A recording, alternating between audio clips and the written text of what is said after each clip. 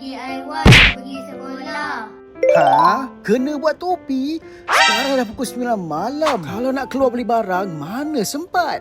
Okey, tak apa. Jom buat topi Boboiboy. Kita guna je barang apa yang ada. Nasib baik kat rumah ada banyak lagi kotak-kotak yang tak buang lagi. Jadi kita guna je kotak ni untuk buat bentuk topi Boboiboy. Lepas kita dah lukis dan potong bentuk topi tu, sekarang kita warnakan kotak ini dengan warna asas Boboiboy iaitu orange.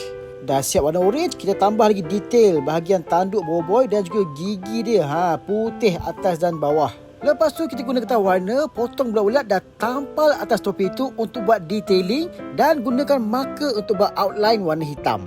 Sekarang untuk finishing touch up, kita nak buat topi ni nampak macam season sikit. Kita warnakan shadow hitam menggunakan soft pastel. Lepas tu kita gosok-gosok guna jari untuk melihatkan efek shadow pada topi Boboiboy.